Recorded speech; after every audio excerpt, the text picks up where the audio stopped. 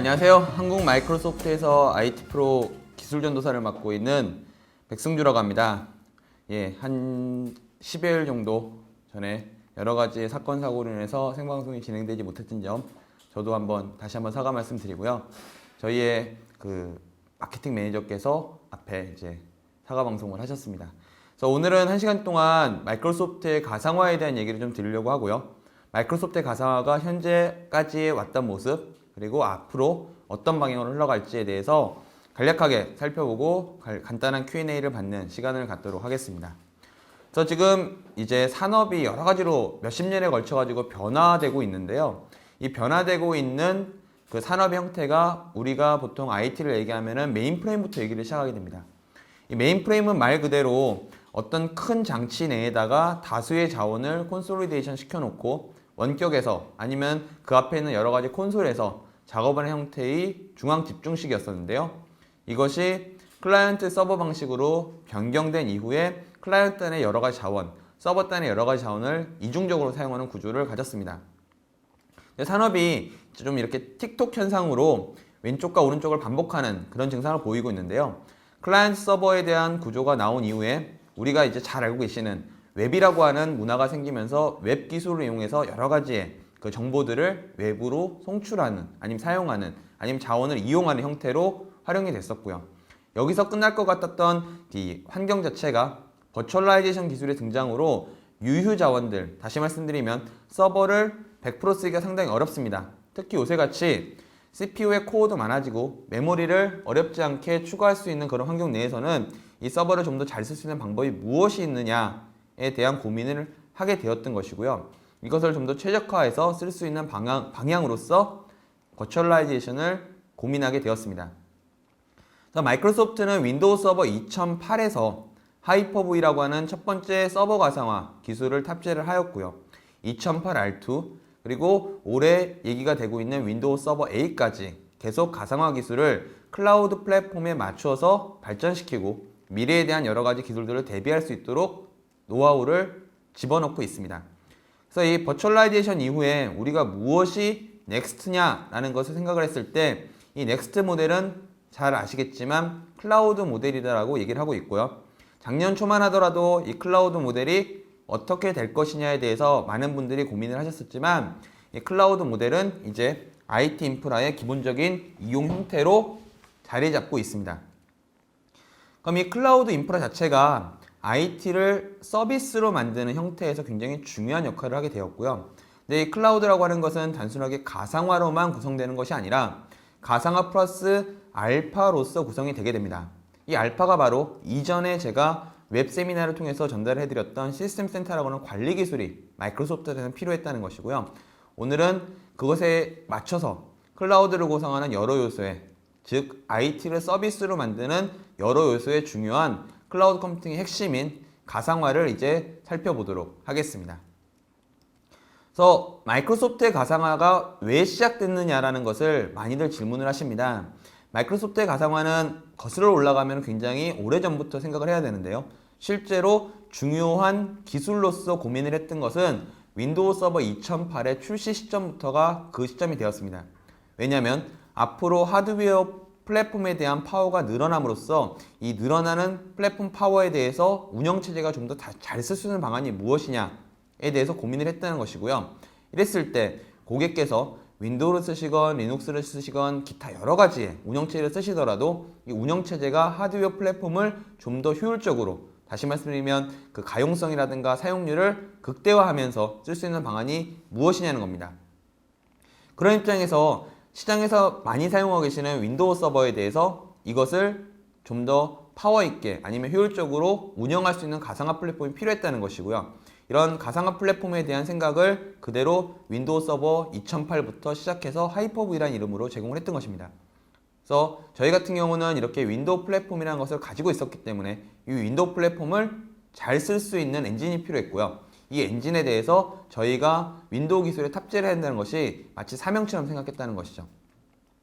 두 번째는 이제 이 데스크탑부터 데이터 센터까지의 모든 방안, 이제는 클라우드까지를 묶는 솔루션이 필요했다는 것입니다. 그래서 단순하게 가상화 기술 하나만 가지고는 클라우드 전체를 아우를 수가 없습니다. 뒤에서 다시 말씀을 드리겠지만 클라우드에서 마치 가상 머신 하나가 이 클라우드의 모든 것이라고 생각하면 그건 굉장히 잘못된 생각입니다. IT에서 잘 느끼시겠지만 이 가상 머신이건 컴퓨터건 무언가를 만들면 실제로 이를 비즈니스라거나 서비스라고 해서는 반드시 어플리케이션까지 필요합니다.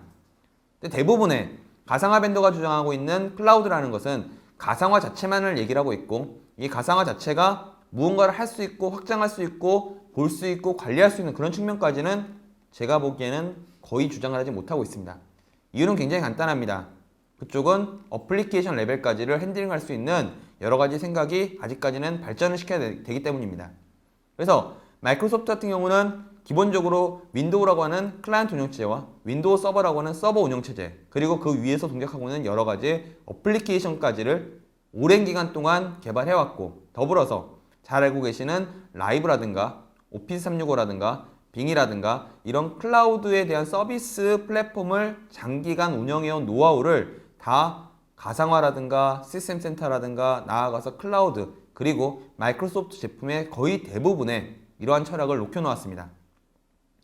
그리고 단순하게 저희만 무언가를 하는 것이 아니라 이를 개발해서 또는 어떤 것을 운영해서 아니면 무언가를 만들어서 시장에서 같이 사업을 진행하는 큰 생태계도 마이크로소프트 가상화의 장점이라고 얘기를 합니다. 앞서 언급드린 것처럼 가상화를 도입하시게 되면은 가상화 자체가 서버의 숫자는 줄어들 수 있지만 눈으로 보이지 않는 로지컬한 컴퓨터의 숫자는 늘어나게 됩니다. 그리고 앞서 말씀드린 것처럼 역시나 이 로지컬하게 늘어난 컴퓨터를 단순하게 깡통으로 운영하는 것이 아니라 그 안에다가 운영체제도 설치를 하셔야 되고요. 운영체제 위에다가 어플리케이션도 설치를 하시게 되고요. 여러 가지를 말 그대로 탑재를 하시면서 그 자체가 비즈니스가 된다는 것입니다. 그랬을 때 단순하게 가상화 레벨에서는 마이크로소프트의 하이퍼V 뿐만 아니라 앞으로는 시스템 센터 버추얼 머신 매니저 2012는 시트릭스 2008부터는 VM웨어 vCenter까지 전체적으로 토탈리 볼 수 있는 인프라 레벨을 바라보게 되었고요. 이 안에서 동작하고 있는 운영체제도 윈도우도 최적으로 돌아가지만 리눅스라든가 다른 운영체제까지도 동작 가능한 형태 그리고 이를 저희의 매니지먼트 안에서 다 모니터링 할 수 있는 레벨까지 제공을 한다는 것입니다. 마지막으로는 가격적인 측면입니다. 비용적인 측면도 여기 들어가고요. 투자 비용적인 측면도 들어가게 됩니다. 최초에 가상화든 매니지먼트든 어떤 솔루션을 구축을 하실 때 비용이 상당히 많이 들어간다는 것이 대부분 IT 엔지니어나 IT 기업의 이야기입니다. 그런데 저희 같은 경우는 윈도우 서버의 기본 기술로 하이퍼V가 반드시 필요하다고 생각을 하게 되고요. 별도의 어떤 비용을 받는 것이 아니라 하이퍼V 자체가 윈도우 서버에 탑재된 기술로서 생각을 하고 있고 이를 관리하는 시스템 센터도 VM 단위가 아니라 어떻게 보면은 피지컬한 서버 단위의 어떤 라이센스 방식을 가짐으로써 최초에 도입하실 때 필요한 비용을 최소화시키고요. 향후 이러한 것들을 도입해서 운영하신 이후에 5년, 10년이 지나서 이를 지속적으로 운영할 수 있도록 미래지향적인 여러 가지의 기술 그리고 이에 대한 비전과 로드맵을 제시해드리고 있습니다. 마이크로소프트의 버추얼라이제이션은 실제로 이제 히스토리상으로 보게 되면 2003년부터 얘기가 시작이 되게 됩니다. 2003년도에 저희가 버추얼 PC라고 하는 클라이언트용 버추얼라이제이션 기술을 최초로 공개를 했습니다. 그리고 2004년도에 그 당시에 서버에서 어떤 테스트 용도라든가 구형 머신에 대한 통합 용도로 버추얼 서버라는 것을 릴리스했었고요. 이 버추얼 서버가 2005 R2를 끝으로 에뮬레이션 방식의 버추얼라이제이션을 종결하게 됩니다. 2008년에 앞서 말씀드린 것처럼 윈도우 서버 2008이 출시가 되면서 하이퍼V가 최초로 탑재가 됐었고요. 이 하이퍼V 엔진만을 별도로 뜯어서 쓰시고자 하는 고객의 요구사항을 받아들여 마이크로소프트 하이퍼V 서버 2008이라고 하는 별도의 제품도 릴리스를 하게 되었습니다. 단순하게 가상화 엔진으로서만 기능을 제공하는 것이 아니라 시장의 요구사항을 빠르게 수용하고 이렇게 수용된 기술이 윈도우의 기술을 활용해서 쉽고 그리고 여러 가지로 뭐 가격 대비 성능도 있고 가격적인 측면도 있고 여러 가지를 다 담을 수 있도록 윈도우의 업그레이드와 함께 가장 첫 번째 업그레이드 요소로서 하이퍼V가 중요하다고 생각하고 있었고요. 2009년도에 윈도우 서버 2008 R2를 릴리스하면서 하이퍼V도 다시 한번 업그레이드가 되게 됩니다. 그 이후 현재 시점이 2011년까지는 윈도우 서버 2008 R2 서비스 팩 1에서 하이퍼V의 동적 메모리에 대한 부분이라든가 여러 가지 새로운 펑션들, 리모트 FX도 여기에 들어가야 되고요. 리모트 FX 같은 경우는 그래픽 카드를 이용해 가지고 VDI를 좀 더 서버 집약적인 기술로서 만들 수 있도록 도와드리는 기술입니다. 이런 식으로 굵직굵직한 기술들을 가상화에 탑재함으로써 클라우드의 가장 핵심 부분, 그렇다고 클라우드의 모든 것을 다 담당할 수 없지만 중요한 요소 중에 한 가지인 가상화에 대한 투자를 아끼지 않고 있는 시점입니다. 버추얼라이제이션에 대해서 오늘 말씀드릴 것은 화면에서 보이시는 오른쪽 상단의 서버 쪽에 대한 버추얼라이제이션입니다만 실제로 버추얼라이제이션을 생각할 때는 앞서 말씀드린 것처럼 모든 측면을 다 바라봐야 합니다. 가장 중요한 것 중에 한 가지가 지금 말씀드린 서버 버추얼라이제이션이고요.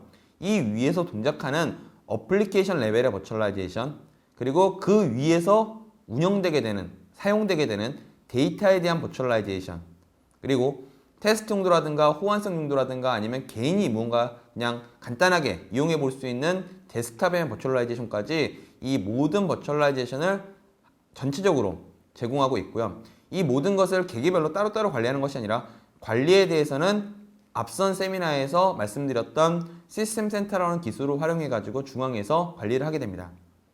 시스템 센터 기술이 오히려 마이크로소프트 입장에서는 가상화 기술을 중심에 놓기 전부터 모니터링이라든가 아니면 컨피그레이션이라든가 여러 가지 용도로 디플로이용이라든가 이런 걸로 제공이 되고 있었기 때문에 시스템 센터는 이 해당되는 서비스나 가상 머신이나 물리적인 머신이나 이런 것들이 어떤 상황에 있더라도 잘 관리할 수 있도록 모든 기술을 다 탑재하고 있습니다.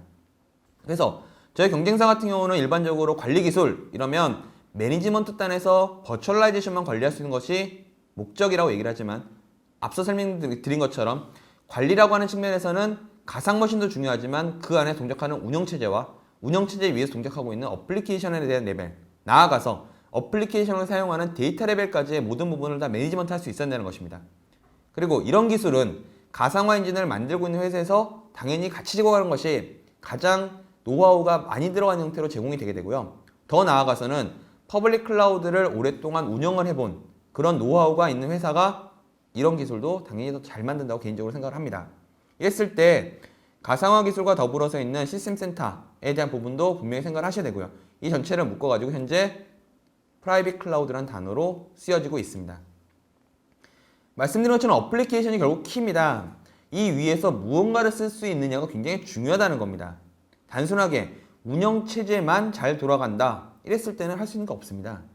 그렇다고 운영체제만 설치해놓고 가상화 잘 돌아간다 라고 하기 되게 어렵다는 것이죠. 결국에는 쓸 데가 있어야 된다는 것이고요. 이 쓸 곳에 대한 부분을 마이크로소프트는 대부분의 제품이 지금 현 시점에서는 거의 모든 제품이 가상화에서도 동작하는 것을 지원하고 있는 상태고요. 화면에서 보시는 널리지 베이스 즉 KB 9507006번 9570006번에 가시면 익스체인지 서버부터 시작해서 윈도우 서버까지의 저희가 가상화를 지원하는 제품에 대한 최신 목록을 보실 수가 있습니다. 그리고 이런 가상화 기술은 결국에 원하는 이유는 한 두세 가지가 됩니다. 첫 번째는 클라우드의 확장과 탄력성을 위해서 꼭 필요하고요. 두 번째로는 OS에 대한 휴대성 때문에 필요합니다. 세 번째로는 앞서 이제 현재까지는 아니지만 시스템 센터 2012가 나오면서 추가되는 부분이 어플리케이션에 대한 모빌리티도 서버에서 지원을 한다는 것입니다. 결국엔 그렇게 되면은 하드웨어에 대한 가상화 부분, 그 다음에 OS에 대한 가상화 부분, 어플리케이션에 대한 가상화 부분 합쳐가지고 원할 때 어떤 조합을 하셔서라도 한 세트로 만들 수가 있는 것이 마이크로소프트 버추얼라이제이션의 장점입니다. 즉 웹서버에 대한 패키지, OS에 대한 패키지, 하드웨어에 대한 패키지를 말 그대로 개개별로 다 패키지로 만들어 놓고 필요할 때 이를 말 그대로 이렇게 조합을 시키는 겁니다. 퍼즐 맞추듯이. 그랬을 때 어떤 조합을 원하는 대로 빠르게 만들 수가 있느냐는 것이 비즈니스의 기민성이 굉장히 중요한 것이고요. 이 패키지 안에 데이터베이스가 들어갈 수도 있고 웹서버가 들어갈 수도 있고 어떤 응용 프로그램이 들어갈 수도 있고 나아가서는 2012 버전의 다음에서는 익스체인지라든가 쉐어포인트라든가 여러 가지의 기술 자체가 하나의 패키지화 시킬 수가 있다는 겁니다. 이렇게 표준화된 패키지가 있으면 좋은 점은 버추얼 머신과 어플리케이션 사이의 연결고리를 가져감으로써 원할 때 어플리케이션을 들어다가 옮기는 어플리케이션 모빌리티를 가져가게 됩니다. 그러면 기업 내에서 어떤 템플릿, 서비스를 하실 때 이 조합만 하셔가지고 우리가 웹서버가 3대가 필요하고 DB가 1대 필요하고 메일서버 1대 필요하다 아니면 웹서버가 1대 필요하고 뭐 DB가 2개 필요하고 어떤 어플리케이션 하나 필요하다 이럴 때 개개별 이런 솔루션을 설치하시거나 새롭게 구성한 것이 아니라 기본 뼈대네, 뼈대라고 하는 것은 OS 뼈대, 어플리케이션 뼈대를 조합하셔가지고 원하는 형태 2티어, 3티어, N티어까지 확장할 수 있는 부분이 마이크로소프트 버추얼라이제이션의 현재와 미래의 모습입니다.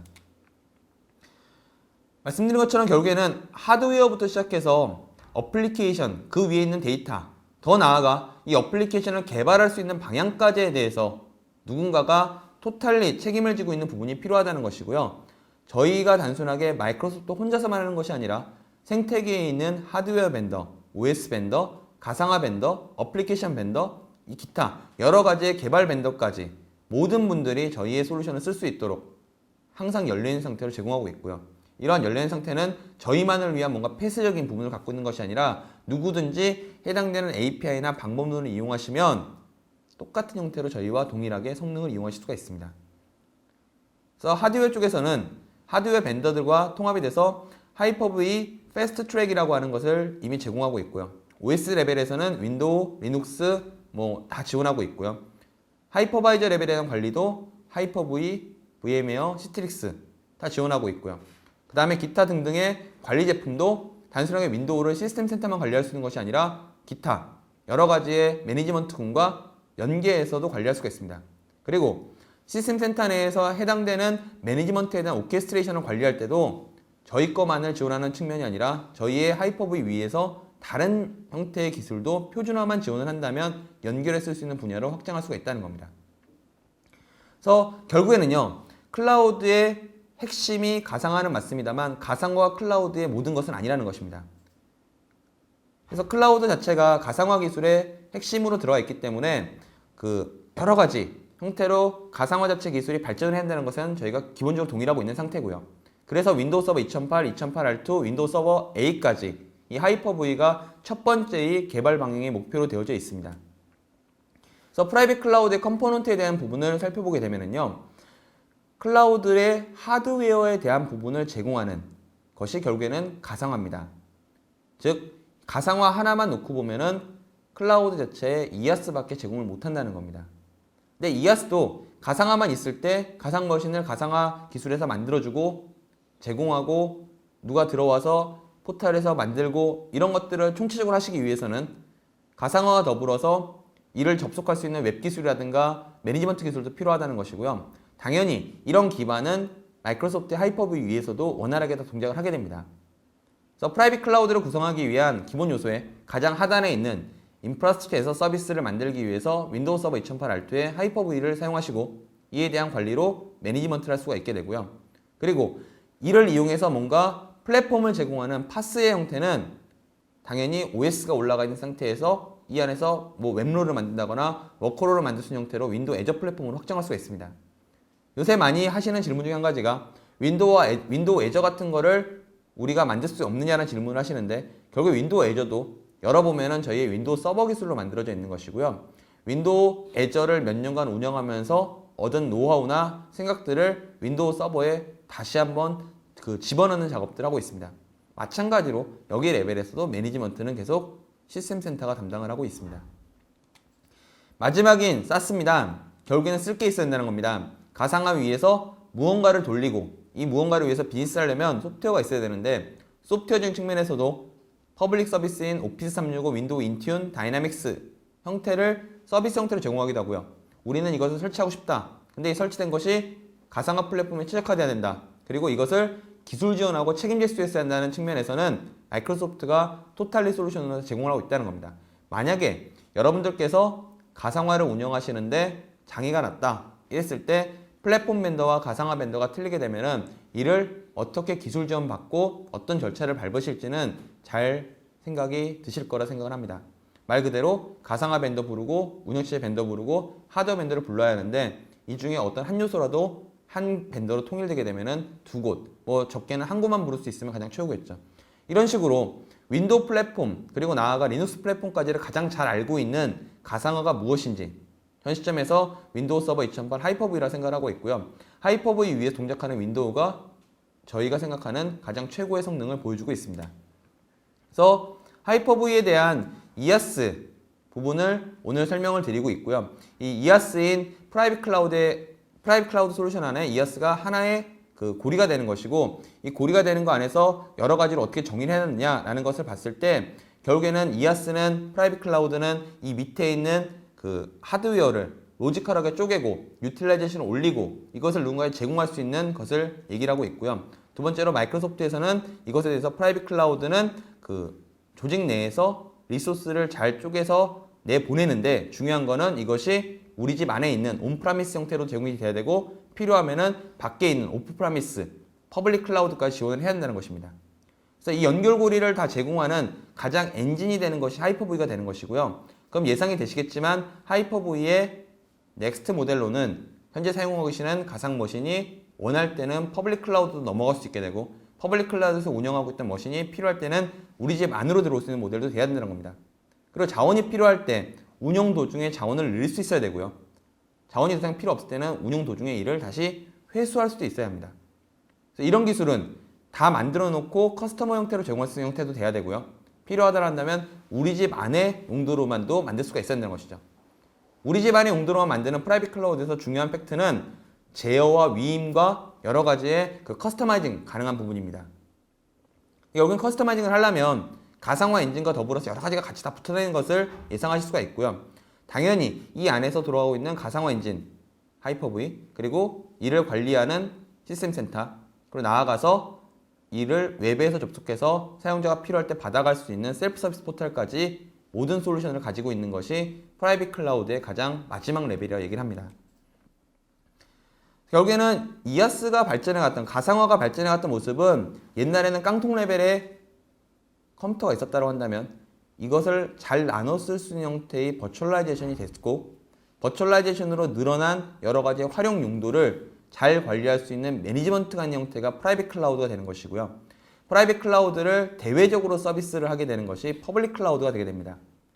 시장에서는 가상화 기술이 클라우드로 발전하고 있다는 것에 대해서는 이견이 없고요. 그렇지만 클라우드에 대한 포트폴리오를 볼 때 가상화 기술만 좋냐라는 것을 보는 것이 아니라 가상화는 당연히 너무나 당연한 요소이고 퍼블릭 클라우드와 프라이빗 클라우드 이 둘을 연계할 수 있는 하이브리드 클라우드까지의 미래를 제시할 수 있냐도 상당히 중요한 요소라고 얘기를 하고 있습니다. 그랬을 때 개발에 대한 부분, 데이터베이스에 대한 부분, 관리에 대한 부분, 아이덴티티에 대한 부분, 운영체제에 대한 부분 이 모든 것들을 어떤 기술 형태로 조언드리고 구축할 수 있고 이용할 수 있는 그런 솔루션이 마이크로소프트는 이미 몇 년 전부터 그리고 윈도우 애저나 시퀄 애저는 2, 3년 가까이의 운영 노하우를 가짐으로써 어떤 것들이 고객이 필요하고 어떤 것들이 가상화 시나리오에서 적용이 될 것이라는 것을 잘 알고 있다는 겁니다. 그래서 이렇게 아는 것을 단순하게 큰 버전이 업그레이드 될 때뿐만 아니라 서비스 팩이 새롭게 나온다거나 패치를 업데이트한다거나 이런 식으로 뭔가 새롭게 나올 때마다 바로바로 빠르게 시장으로 되돌려드리는 기술적 진화를 거듭하고 있습니다. 그래서 마이크로소프트의 가상화 그리고 나아가 프라이빗 클라우드는 크게 4가지 요소를 큰 축으로 삼고 있습니다. 가장 왼쪽에서 보시는 어플리케이션 레벨에 대한 부분, 응용 프로그램을 잘 돌릴 수 있어야 하고 문제가 있을 때 해당 어플리케이션이 문제가 있다는 것을 빠르게 감지를 해야 된다는 겁니다. 두 번째로는 이 가상화 플랫폼이 자사의 솔루션뿐만 아니라 타사의 솔루션, 그리고 시장에서 사용하고 있는 대부분의 솔루션을 다 커버할 수 있을 만큼의 크로스 플랫폼의 요소를 가져야 된다는 것이고요. 세 번째로는 미래에 대한 대비도 가능해야 되는 겁니다. 즉 하드웨어 벤더에서 예를 들어서 CPU가 새로운 게 나왔어요. 이 CPU를 100% 지원할 수 있는 방법이 뭐냐? 이랬을 때 아니면 하드웨어에서 새로운 기술이 새롭게 나왔을 때 이 기술을 이용하면은 가상화의 효율성을 더 높일 수 있다. 이랬을 때 이 기술을 탑재할 수 있는 방법이 뭐냐? 나아가서 이런 기술이 가상화에 필요한데 하드웨어에서 이런 걸 좀 만들어 주십시오. 라고 요청할 수 있는 부분을 가진 사람이 누구냐? 라고 생각을 했을 때 마이크로소프트의 가상화가 이런 측면을 굉장히 많이 할수록 노력을 하고 있다는 측면이고요. 마지막으로는 클라우드는 말씀드린 것처럼 프라이빗뿐만 아니라 퍼블릭도 봐야 되고 이 둘을 원할 때 선택할 수 있는 요소로 가져가야 된다는 겁니다. 그래서 최적의 응용 프로그램 돌릴 수 있는 그런 가상화 엔진이 하이퍼V적인 측면이 되는 것이고요. 하이퍼V는 현재 윈도우 서버 2008 R2가 출시되고 대략 2년여가 지났기 때문에 저희가 약속드렸던 3, 4년 주기에 윈도우 서버의 업그레이드도 이제 예정이 되어져 있고 금주에 윈도우 서버의 다음 버전의 첫 번째 베타 버전이 릴리스될 예정이기 때문에 이를 이용하시면 3년 사이에 많이 바뀐 또 그리고 많이 새로워진 하이퍼V를 보실 수가 있습니다. 결국에는 가상화를 이용하는 이유는 두 가지입니다. 돈적인 측면과 기술적인 측면입니다. 결국에는 현재 있는 장비를 잘 쓸 수 있는, 잘 쓴다는 얘기는 비용을 최적화하고 있다는 측면과 볼 수 있고요. 여러 대의 서버를 통합함으로써 서버에 대한 비용, 자리에 대한 비용, 나아가서 IT 엔지니어가 관리하는 관리에 대한 비용을 줄일 수가 있습니다. 두 번째로는 클라우드가 없었다고 한다면, 정확하게는 더 줄여서 가상화가 없었다 한다면 머신을 10개를 만들어야 될 때 지금까지는 10개 기기를 사셨어야 됩니다. 그렇지만 가상화가 나왔기 때문에 마우스 클릭 몇 번만으로 똑같은 컴퓨터를 10개를 만들 수가 있다는 것이고요. 이 10개를 만든 것을 빠른 속도로 비즈니스로 되돌려줄 수가 있다는 것입니다. 필요하지 않을 때는 이 10개를 파기하는 것도 빨라졌다는 것이고요. 가상화는 하나의 파일로 가상 머신을 제공하기 때문에 가상 머신 자체에 대해서 다른 곳으로 들고 다니고 다른 곳으로 포팅해서 운영할 수 있고 실제 피지컬한 머신까지 가상 머신 파일로 부팅할 수가 있습니다. 당연히 많아진 가상화 머신에 대해서 관리할 수 있는 방안도 제공을 해드려야 되고요. 문제가 발생했을 때 가상 머신에 대한 내결함성, 즉 고가용성 기능을 제공을 해야 됩니다. A라는 머신에서 가상화를 운영하는데 문제가 생기면 B라는 곳으로 넘어갈 수 있는 부분, B라는 머신에서 여유를 찾기 위해서 A 머신에 복제를 하고 있는 기능, 이런 여러 가지의 고가용성 기능을 가짐으로써 기술적으로도 좀 더 업타임이 높은 서버 인프라를 운영할 수가 있다는 것이고요.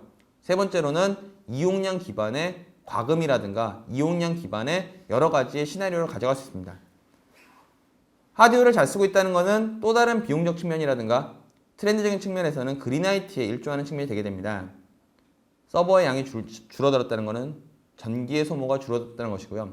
전기의 소모가 줄었다는 것은 전기에 들어가는 비용이 줄어드는 것과 똑같은 의미를 갖게 됩니다.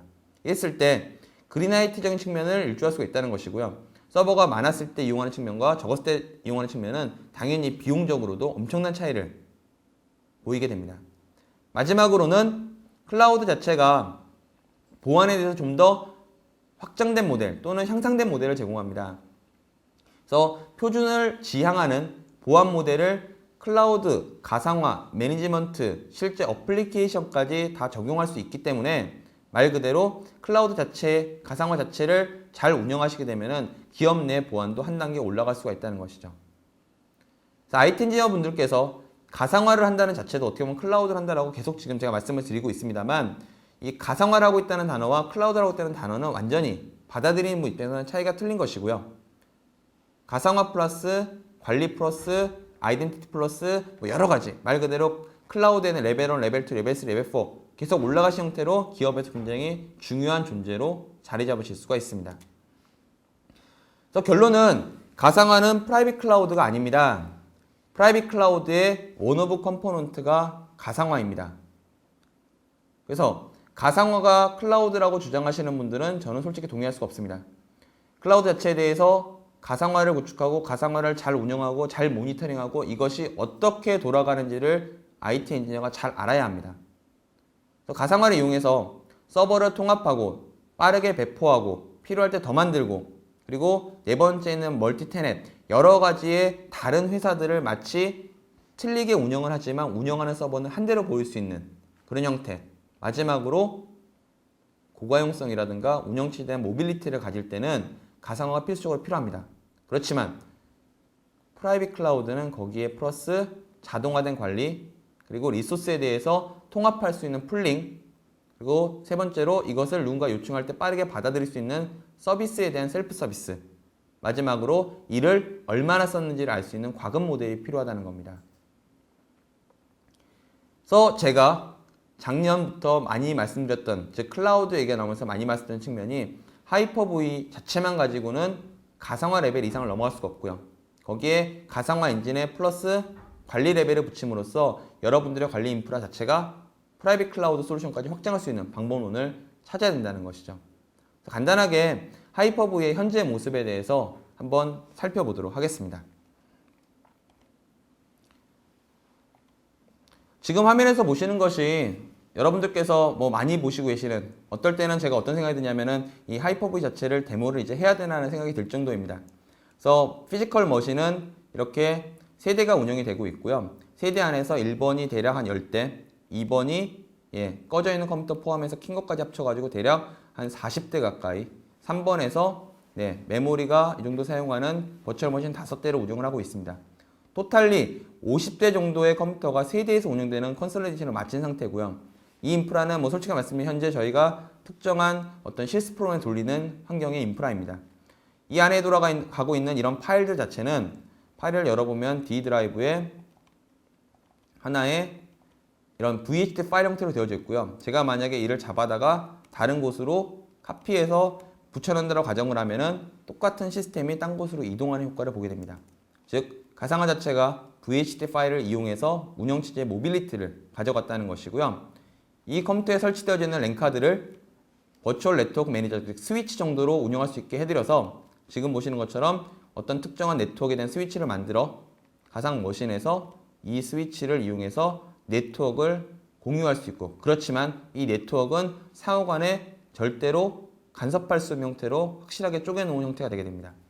그래서 이를 운영할 때 당연히 해당되는 메모리 고정 방식이냐 아니면은 다이나믹하게 1레벨부터 2레벨까지 확장되고 줄어드는 형태냐, 프로세서가 몇 개까지 지원할 거냐, 그리고 이 프로세서가 2개, 3개, 4개가 될 때마다 늘어나는 시스템에 대한 전체 리소스가 얼마냐 라는 것을. 그래서 결국에는 가상머신의 최적의 숫자는 이 숫자가 토탈리 100이 나오는 형태가 가장 최적의 숫자라고 얘기를 합니다. 어떻게 보면 조금 오버된 숫자가 될 수 있습니다만 제가 이 해당 머신을 CPU를 4개를 부여하고 스타트를 시키면 전체 리소스의 16%를 사용한다는 겁니다. 필요할 때 해당 머신을 스냅샷을 찍어가지고 문제가 발생할 때 복구할 수 있는 솔루션으로 사용할 수도 있고요. 이렇게 운영되고 있는 여러 가지의 가상 머신들만 있지만 말씀드렸다시피 이 자체만 놓고 보면 할 수 있는 것들이 많지 않습니다. 그럼 당연히 이를 관리할 수 있는 솔루션이 필요하다는 것이고요. 이 솔루션 자체가 이전 세미나에서 소개를 드렸던 시스템 센터가 이 일을 하는데 가장 최적의 요소로 되어져 있습니다. 그러면 이 머신들이 이 많은 일을 하고 있는데 오른쪽에 보시면 대부분의 상태가 다 OK입니다. 그 이야기는 무슨 얘기냐면 현재 이 시스템이 대략 CPU가 24개 정도 되고 메모리가 48개 정도 되는 머신 내에서 옛날에는 한 개만 올려서 쓰셨다고 한다면 이 머신을 다 쓰는 것이 사실상 불가능합니다. 그리고 요새 계속적으로 CPU 코어는 경쟁적으로 CPU 벤더가 늘려가고 있습니다. 이랬을 때 이런 머신들에 대해서 최적화 방안은 결국에는 하이퍼V부터 시작을 해야 한다는 것이고요. 하이퍼V에서 시작된 것은 나아가서 시스템 센터 버추얼 머신 매니저, 지금 제가요 화면 좀 확대를 할게요. 시스템 센터 버추얼 머신 매니저를 이용해서 이 모든 것들을 한 곳에서 관리할 수 있도록 도움을 받아야 되고요. 나아가서 이를 자동화할 수 있는 오케스트레이션, 문제가 발생했을 때 이를 복구하는 형태, 즉 어떤 가상 머신 하나가 문제가 발생을 하거나 아니면 어플리케이션이 문제가 발생했을 때 이를 재시작하고 해결할 수 있는 부분, 그리고 이 머신들이 잘 돌아가고 있는지를 모니터링 할 수 있는 부분, 즉 지금 제가 화면에서 보여드리는 거는 아까 보셨던 버추얼 머신들에서 윈도우가 정상적으로 돌아가고 있고 SQL이 정상적으로 돌아가고 있고 IIS 웹서버가 정상적으로 돌아가고 있는지, 그리고 이 모든 것들에서 문제가 발생했을 때, 즉 여기 지금 DC1번이 뭔가가 워닝인데요. 이 문제가 뭔지를 세부 사항까지 다 파악할 수 있는 요소, 클릭해보면 이 문제는 이런 요소로 발생했고 얘를 해결하려면 어떤 방법을 써야 된다라고 하는 제안까지 나오게 됩니다. 이런 관리 요소까지도 생각을 하셔야 된다는 것이고요. 이런 요소를 봤을 때는 가상화 벤더 자체뿐만 아니라 이 가상화를 만들고 운영체제를 돌려주고 이 운영체제를 관리하는 전체적인 솔루션이 필요한 시점이 됐다는 겁니다. 결국에는 이제 다음 버전이 어떻게 될 거냐에 대해서 질문을 상당히 많이 하십니다. 윈도우 서버 8 아직 정확하게 어떤 제품이 될지는 이 시점에서 아직 결정이 안 됐습니다만 제가 앞서 설명드린 것처럼 마이크로소프트 윈도우 애저를 2-3년간 운영을 하면서 결국에는 이 여기서 얻은 여러 가지 기술적 노하우를 윈도우 서버에 다시 탑재를 시키기 시작했습니다. 그래서 앞서 제가 데모를 했다가 창 하나 딱 열었었는데 그 해당 머신에 버추얼 CPU가 무수히 많았던 것을 기억을 하실 겁니다.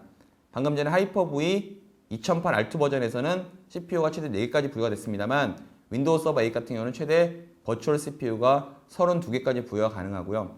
32개 버추얼 CPU의 메모리도 최대 512GB까지 VM에서 지원을 합니다.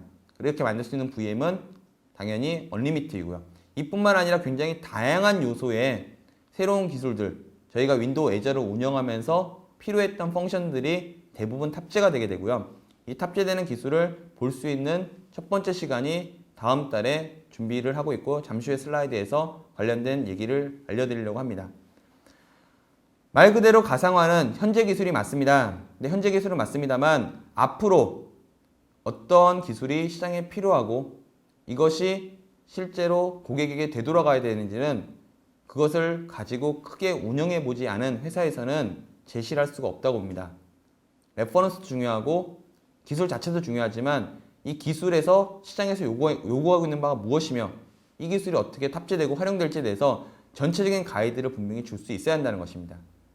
이랬을 때 하이퍼V가 가진 현재 모습, 저희가 윈도우 서버 2008 R2에 들어있는 하이퍼V 자체 모습과 앞으로 나올 하이퍼V의 다음 모습들이 저희가 무언가를 단순하게 생각해서 만들어낸 것이 아니라 저희가 운영하고 윈도우 에저에 몇백만의 고객에 대해서 요청받았던 것, 몇백만의 여러 가지의 데이터에 대해서 활용해봤던 것들을 윈도우 서버 8에 녹이고 있고요. 그래서 윈도우 서버 8은 클라우드를 위한 가장 최적의 플랫폼이라는 것이 저희의 생각이고 현재의 개발 방향이기도 합니다.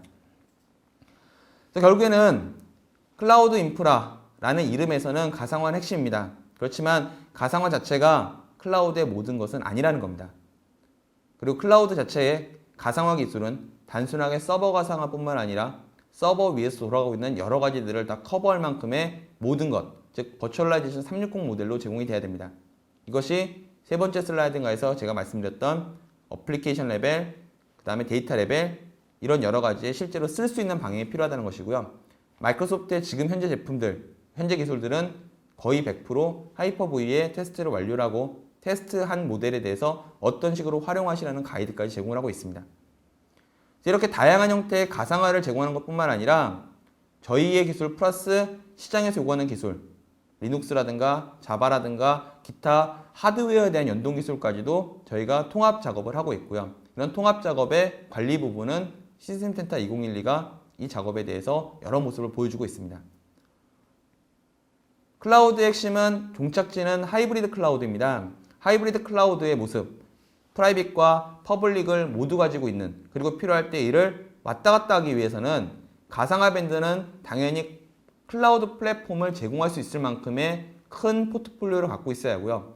포트폴리오를 갖고 있는 것뿐만 아니라 이 포트폴리오를 가지고 실제로 운영하는 모습까지도 보여준다 생각을 합니다. 즉, 프라이빗 클라우드 솔루션, 퍼블릭 클라우드 솔루션을 다 가지고 있어야 하고 이 기술은 똑같은 기술로 상호 운용이 되고 있어야 합니다. 근데 아직까지 시장의 다른 벤더 같은 경우는 자사는 프라이빗 클라우드 솔루션을 갖고 있다라 표현하지만 그걸 가지고 운영하는 퍼블릭 클라우드에 대한 모습은 보여주지 못하고 있고요. 거꾸로 퍼블릭 클라우드를 운영하고 있는 벤더는 이를 우리가 고객분들에게 똑같이 구성할 수 있다고 하는 프라이빗 클라우드 솔루션을 제시하지 못하고 있는 시점입니다. 그렇다고 한다면 가상화는 물론 클라우드에 중요합니다만 가상화 엔진 자체가 클라우드의 모든 것은 아니고 이 가상화 엔진 자체도 앞으로 계속 업그레이드가 되지만 이 업그레이드와 함께 고객분들이나 또는 IT 엔지니어분들에게 앞으로 클라우드는 이렇게 흘러갈 것이고 기술은 이렇게 바뀔 것이며 현재 모습이 가상화에서 끝나는 것이 아니라 가상화의 다음 버전 그리고 가상화 기술 플러스 여러 개의 서버를 통합해서 관리할 수 있는 멀티 테넌트에 대한 부분까지도 다 가지고 있는지를 분명히 생각을 해야 된다는 겁니다. 가상화 기술은 클라우드를 위한 핵심입니다. 그리고 가상화 자체는 2008년에부터 IT 엔지니어적인 측면이라든가 기업적인 측면에서 모두 다 혜택을 드린다라고 얘기를 하고 있습니다. 비용적인 측면, 관리적인 측면. 그런데 가상화 자체에 대해서 잘못 생각하시게 되면 오히려 더 일이 많다고 표현하시는 분도 계십니다. 이것이 바로 가상화만 생각하느냐, 인프라 전체를 바라보고 있느냐의 차이라고 볼 수 있다는 것이고요. 이런 시점에서 윈도우 서버 2008 R2의 하이퍼V는 앞으로 나갈 수 있는 그리고 현재 모습에서의 가상화의 그 모습을 다 보여주고 있다고 생각합니다. 그래서 제가 지금 설명드렸던 여러 가지들에 대한 부분은 이곳에 가시면 시스템센터와 하이퍼V의 가장 최신 버전을 받아보실 수가 있고요. 이번 주에 저희 윈도우 서버의 다음 버전의 베타 버전이 나온다라고 하는 뉴스가 릴리스가 되고 나면 윈도우 서버의 다음 버전도 바로 테스트를 해보실 수가 있습니다. 그래서 그거에 관련된 URL은 이곳에서 받아보실 수가 있고요. 이곳에 가시면 시스템센터와 윈도우 서버를 통째로 묶어가지고 한 곳에서 다 관리하실 수가 있습니다. 받아보실 수도 있고요. 그리고 실제로 얘를 해보고 싶다라고 한다면 저희의 캠프라고 하는 프로그램이 있습니다. 이곳에서 등록을 하시고 참여를 하시게 되면은 특정한 그 시스템 환경을 구축을 해놓고 여기서 하이퍼V나 시스템 센터를 가지고 하실 수 있는 시나리오를 직접 경험해 보실 수 있는 그런 시간을 갖게 됩니다. 그래서 해당되는 URL에 가보시면은 앞으로 있을, 그리고 인기가 많으면 더 늘려서 진행할 예정으로 되어져 있습니다. 이곳에 오셔가지고 여러 가지 새로운 경험을 해보시면 좋겠고요. 이미 2월 24일 날 한번 진행을 했는데 하이퍼V 아주 기초부터 시작해서 시스템 센터의 설치까지, 그 다음에 기본적인 그 구성까지 여러 가지로 좋은 피드백을 받았던 결과가 있었습니다.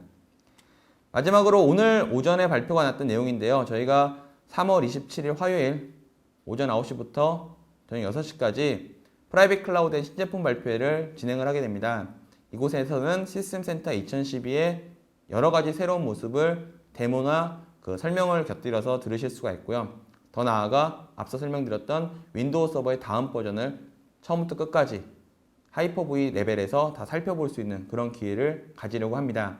그래서 시간이 되시는 분들께서는 해당되는 행사에 오셔가지고 다음 버전의 시스템 센터, 다음 버전의 윈도우 서버를 결합해서 우리가 얘기하는 미래, 그렇지만 이미 준비되어 있는 현재를 보실 수 있는 시간이 될 것 같습니다.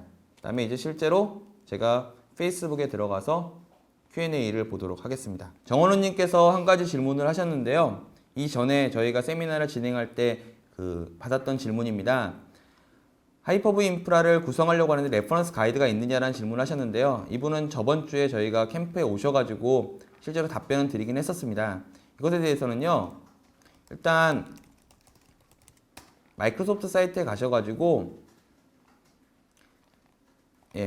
클라우드 프로세스 팩 시스템 센터라고 검색을 하시면 클라우드에 대한 프로세스 패키지를 받을 수가 있습니다. 서비스 가장 상단에 나오죠. 시스템 센터 클라우드 서비스 프로세스 팩이라는 것을 받으시게 되면 이 안에 해당되는 모듈을 설치할 수 있는 프로세스 패키지와 더불어서 이 클라우드를 구성하실 때 필요한 여러 가지의 가이드를 다 담고 있습니다. 그래서 이쪽에 시스템 센터 클라우드 서비스 프로세스 팩을 한번 참고해 보시는 것이 좋을 것 같다라고 이전에 답변을 드렸었고요. 이미 살펴보셨는지는 모르겠습니다.